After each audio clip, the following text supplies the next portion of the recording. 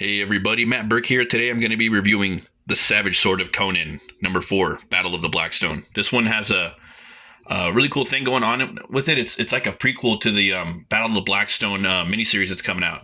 And it also just like shows a lot of really cool characters that are part of the Howard verse that a lot of people probably don't know about. So let's get into it.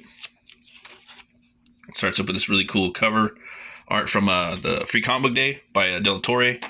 And right here you can pick up some of the stuff digitally. The Halls of Immortal Darkness. Yeah, it looks pretty cool. Bunch of different stories actually right here you can get. So go check them out. Titanbooks.com. Something to read on your lunch break at work. So as you can see, you have a lot of really cool stories lined up right here. You got a Conan story, Solomon Kane, Brissa, Conrad, and Kirwin, Dark Agnes, Elborak too. So it's really cool seeing all these characters in the book. Opens up with this awesome map right here of the Hyborian Age. See? If you guys don't know about Howard's Hyborian Age, go check it out. Go check out ConanTheBarbarian.com. They kind of go into that and the Thurian Age. And right here, it's Jim Zub does a little introduction about how he's going to tackle these characters coming into this into this new series of Conan. You got an awesome illustration here by Mick Marinkovic. It's pretty awesome. I love the highlights right there. Really digging the rendering on this. Really scratchy, really punk metal. Digging it. And starts up right here with the Blackstone. We have Conan. He's to give you a little background. Conan of Samaria has seen much in years as a reaver and a mercenary, yet still some things remain shrouded in mystery in his travels. Conan has come into contact with a malevolent force bound in enigmatic Blackstone, a power whose influence and malice has followed him through both the Hyborian Age and the swirling mists of time, memories which remain hidden within the recesses of his mind. Yet now, at the Aquilonian outpost, on the edge of the Pictus wilderness, the Cimmerian encounters that familiar dark power once more, upon the breast of a slain Pict. A mysterious eye sigil, the sight unlocking memories he thought left long in the past. Fighting with the Pict scout against an army of the dead, wresting control of his body made a tool by a dark specters in Shadizar, traveling with a forgotten king in search of a stone sarcophagus, and battling a skull-faced warlock wielding untold power. But Conan is not alone in his discovery of the sigil. Across time and space, the sign is seen and is present, felt by other heroes of men. In each instance, and in their own ways, our heroes encounter the dread sigil, and are forever marked by the Blackstone. So, and again, you could look into these events from just go pick up all the Conan, man. If you guys haven't picked up any of the new Conan by Titan and Heroic Signatures, you got to do it. It's hard to recommend everything they put out. So right here, I'm really digging this art right here. It's really awesome. Reminds me of Buscema a lot. I love that style. In dreams, our minds are set free to explore moments of the pleasant past or partake of subconscious desires. But not here. This mercenary of the past is malignant. These desires are inhuman, but this is no dream. So I think I know what's happening with this. It's a nightmare. Ooh, look at Conan, man. Look at Conan right here. So the artist right here is Fearsome Fernando Dagnino, and it's Grim Jim Zub. And then you got the letters by Rascally Rich Starkings and Comcraft's Tyler Smith. So I think possibly this is Birthright in Black. Looks like Conan's devolving, because his race, went through different forms of devolution and evolution, and maybe he's, the stone is taking him back a bit, and I think that's fucking awesome. It makes me think of like that show Primal, I was thinking too, wouldn't it be cool if we seen more kind of like a Neanderthal barbarian book, I was thinking about doing one myself.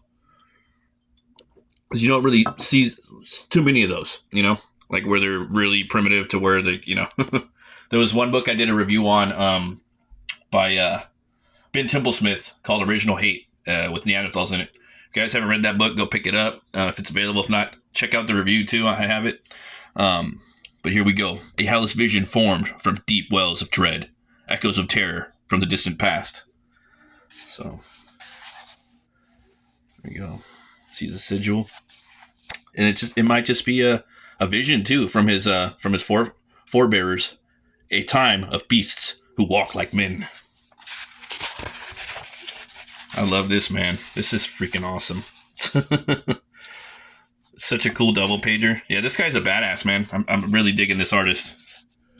A legacy of primal violence that shall never know peace. Look, strength of the sinew, strength of spirit, feel the soul of a man is built on survival. Yeah, Duke could draw some Conan, man. Really digging this. Under the gaze of the watchful eye, the beast that was once Conan will not fail. Vestiges of humanity return, but he still feels the exultation and bloodlust. So I'm going to leave that right there. I want to jump into the, I don't want to spoil too much, but I'm going to jump into this Solomon Kane story. Here's another, like, what I like, they do basically like almost like covers for each book ending of each chapter in this anthology. So this artist right here, Fernando Daguino, this would kind of mark like the bookend of this Conan intro, which I thought was freaking awesome. One of my complaints on a previous issue of Savage Sword of Conan was that the Solomon Kane story was a little too short. Damn, this one's long, man. This one's fucking awesome. We'll get into that right now. Foothills of the Carpathian Mountains, formerly Hungary, now an islet of the Ottoman Empire. It is a time of war between the armies of the Holy Roman Emperor Ferdinand and Suleiman the Magnificent. 18 loyal Hungarians and foreign mercenaries set out to raid Turkish supply lines. 5 remain. So I like how they have basically like the stars of the story. I think that's really cool, and it just, I don't know, man. It kind of just makes each character, makes you, if you were gonna feel for him, that would be a way to do it. And 2, it kind of helps you identify with what's specifically going on at all times, and it just adds more flavor to it. So you got Captain Janos Kodile, veteran of 4 campaigns, lost his father in Hungary's first great battle against the Turks. You got Tio Zaparo, the Spider, a Janice rogue looking for any spoils he could find. Solomon Kane, you know him, right? Englishman joined Ferdinand's army after the emperor made peace with the Protestants. And you have Bernard Bull, the Bull, Prussian mercenary. One war's as good as another for him. And then you got Lil Varga right here. It's a volunteer fighting to reclaim his homeland. This is his first mission, and his last. Got over Damage. Sorry, we're trapped. Sorry if I pronounced that wrong. Story and art by Patrick Zurcher. Letters by Richard Starkings and comic crafts Tyler Smith. That's the letters. All right. A path. That dung-crusted goat trail. And they're up there chilling, waiting for him. Rather wait for the Turks. Faster, you clumsy bull. Ah, Varga. He's falling down.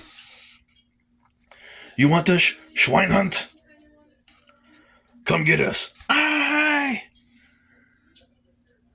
You knock them balls like... You knock them around like boost balls. Italians play with little balls. This clumsy bull plays with the big ones. Too bad about the kid. He fought well in the raid. He cometh in peace. Or we cometh in peace. Keep moving. Those Janissaries will be back. Douse that, Zaparo. Take first watch. Captain Connolly perplexes me. An inexperienced officer, educated in Vienna. I've heard of him speak 3 languages. He knows strategy. We disrupt 2 caravans against the superior numbers before our luck ran out. But this retreat makes no sense. We should have fled west or north, not east. We must travel near Transylvania. Oh shit. Little Vlad the Impaler, maybe? Maybe not. The Transylvanians are vassals of the Ottoman Empire. We were likely to be turned over to the Turks at the first village, or enslaved or executed and received aid. He has questions to answer, whether he wants to answer them or not. So right here we're going to get some cool action. I'm not going to spoil the whole story, but yeah, man, this is a big chunky Solomon Kane story. It was pretty cool seeing Solomon Kane like in a pretty big story without, having it be like 5 pages or something like that. And it's just, beginning, middle, and end. Drinking my Rebel 1 whiskey. The spider is asleep, but the bull must be on watch. Bull, where's the captain? Bull goes up to him. His throat. His heart. Oh, snap. It's cut. The Turks! Crash! Solomon Kane comes up, pulls out his flintlock. I could use a little help. Throws a knife in the Turk. Nice little overhead shot right there. Cool little action sequence. No doubt the others heard the muskets. There are at least 20 still. 21. You shot one yesterday. The boulder took 2. I've been counting. So then they come upon this right here. We find Caudalie. He's performing a ritual. To what purpose I cannot ascertain, except that is vile, blasphemous. The obelisk itself is out of place, like no structure I've ever seen. Somehow new. Fuscus oro te hec me vacant. Yet anciently unearthly. Ego sum sanguinis lapis dies et etari. Ego sum sanguinis, ego sum populi. My God. You killed Bull. Asadon Fuski. Yeah, he's speaking some jibber jabber right there. You've been leading us, so here. You know about the path of the clip, about this Blackstone. I have come for the legend, studied the arts. There was a village near Stero Kalvigar, the witch town. The Turks destroyed it, not for strategic reasons, but because of the villagers. They were an old people, different. The people of the Blackstone, learned in ways unknown. It was my mother's village. This was her church and her altar. She worshipped the Blackstone and the Dark One beyond. Don't you see? The Dark One can turn back the Turks. Not just the soldiers chasing us. It can rid this whole region of the Turks, destroy armies, free all of Hungary. You cut out Brule's heart. You're mad. And I'm gonna leave it right there. That's classic Solomon Kane, Men will die for this. Just straightforward. I'm gonna fucking kill you. I'm gonna hunt you till the end of the earth. I'm gonna leave it right there though. It gets better too. So we got that right there. Check out this awesome piece of art right here. Fighting some crazy kind of like bat-esque men. I don't want to say Batman, but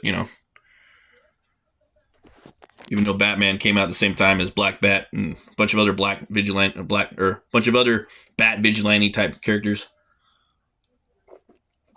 Yeah, that's a badass picture right there. Really digging that. And then you have this really cool Brissa story right here that kind of shows a little bit of her background a little bit. I don't want to spoil too much of that. I'll show you some cool artwork right here though. There's that. I really dug this. We got a new Conan Battle of the Blackstone. It kind of new event starts now. So basically it picks up right here. This new characters right here, Conrad and Kirwin. Horror from the Tomb. What I really liked about this, it really reminded me of Indiana Jones, you know what I mean? The Mummy movies, Yeah, man, this is written by an archaeologist, so it just felt really real and really dirty and sandy. Sinai Peninsula, Egypt, 1935. London, England. Professor John Kirwan. Brill and I have found ruins believed the pre-Egyptian, possibly Kuthames, like von Juzit's book. Pardon my French. Voila, it's just ahead, my friends. You must come. We'll send my man Muhammad to meet you at Cairo airport. So these guys, Conrad and Kirwan, they're like the first OG occult investigators. So that was really cool about this. So you're thinking like, Hellblazer, Hellboy, Indiana Jones too, to a certain degree, man. He was dealing with a lot of supernatural shit too, I was watching the Raiders of the Lost Ark with my kids the other day. I did that movie is so hardcore. But people love that movie. It's like their favorite one. I can see why. For me, it was always Last Crusade. But as a kid, I watched the Temple of Doom more than anything, man. All those movies are brutal. But yeah, man. So you got Jeffrey Shanks is a writer, and then you got Eric Donovan as an artist. And I really like this artist too. I like his inks, really choppy. Really just like fluid, and just he's having fun with it too. Love the rendering in here. You must come. We'll send my man Muhammad to meet you at Cairo Airport. S. O'Donnell. 4 flights, two train rides, now camels. This had better not be a hoax. Will you tell me what this is all about? O'Donnell can be a braggart at times, but if he is right, Conrad, if he and Brill are indeed excavating the ruins of a Stygian city, it could be the discovery of a lifetime, my friend. He's procured some interesting relics for you over the years, but Steve O'Donnell is no archaeologist. He's a glorified treasure hunter, perhaps, but in our line of work, sometimes his style of bravado is exactly what's required.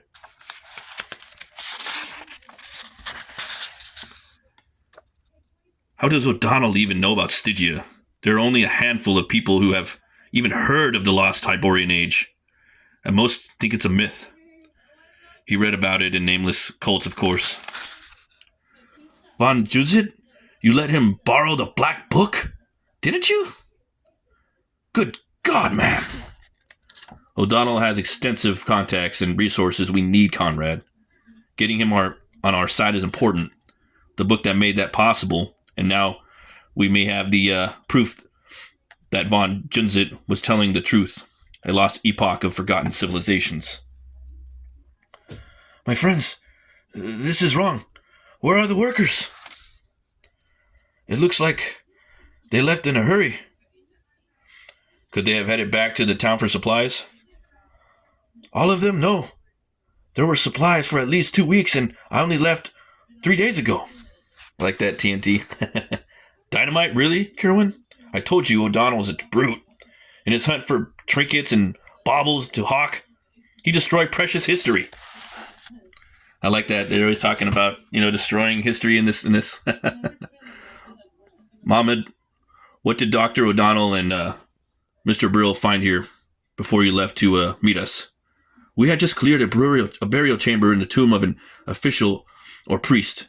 There was an empty sarcophagus carved with a strange hieroglyph, not Egyptian. Mr. O'Donnell was very excited. The hieroglyphs were not Egyptian. No, not Egyptian.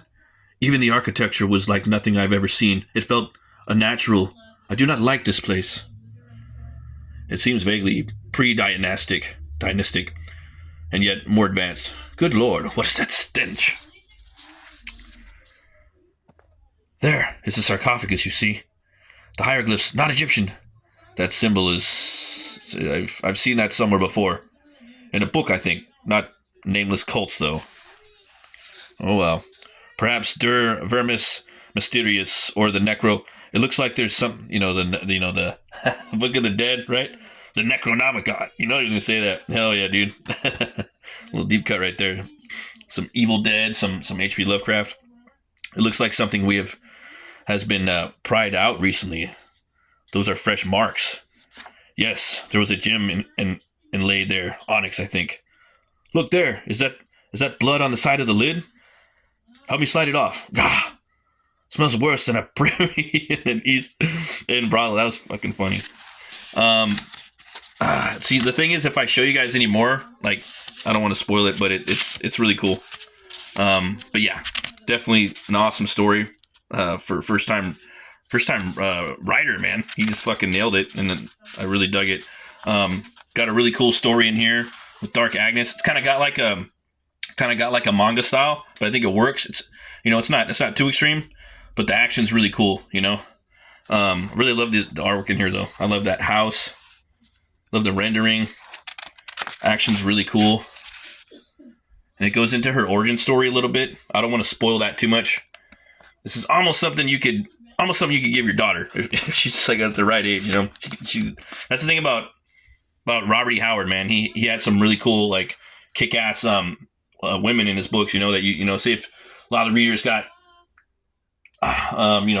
maybe little girls once they get older, maybe they're teenager or like early 20s, they could probably get into some of these characters, as long as they're, I don't know. It's got to be the right stories and whatnot, but there's some kick-ass female leads is all I'm saying, and she is one of them.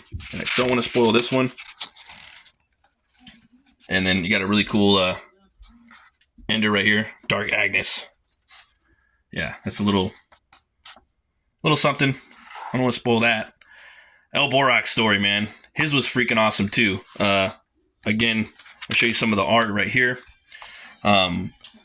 It's told from the perspective of a child that was kidnapped, and El Borak saves him. There's this really badass fight scene in here. The art is awesome, and trying to see if I could find it without spoiling too much. Yep, there it is. So I just love the way the artist really shows off the fencing. Don't get me wrong. I like my gore more than anything. I like to see all the dismemberment and all that crazy shit. It's cool. But equally, I like to see the swordsmanship. I like to see the blocks and the parries. Those are really cool. And only Gordon and the rival chieftain remain. So, he's doing a little block right here. He's coming up. I like that one right there. He's blocking from the back. See how he's got the wrist tilted? Really cool stuff. Really cool stuff. So I'm going to leave it right there. I'll let you see this really cool end piece right there. And yeah, look at that. I tell story. You got the whole wrecking crew right there. I was talking to my buddy the other day, like everyone has like their own interpretations of like the way that they would draw Solomon Kane and Conan and Cole, Borak. For me, like if I was going to draw Conan, I'd probably make him about like 6 foot 5'11", and I would definitely make Cole about 7 feet tall. I'd give him the a little bit of gray hair, a little bit of regal beard, just kind of separate. That's how I kind of see him as this tall like Atlantean that's like 7 feet tall, like Kane or Undertaker, and then Conan. He's a little smaller but buff, kind of like kind of like Henry Cavill or something like that. But yeah, guys, check this out. You could go to Conan.com and pick up a lot of cool apparel and stuff like that. Battle of Blackstone's coming out. This book sets everything up. It's hard to review this book too. Some books I've been reviewing, it's just hard to really get in there and give all the stories justice, but without spoiling too much. But definitely pick this up, guys. Two Horns Way Up. As always, thanks everybody for watching and everybody that's been subscribing. I really appreciate it. You guys have a happy Labor Day weekend. Be bold, be brave, be safe, and roll the bones to know your role. I'll see you guys next time. Stay fucking metal.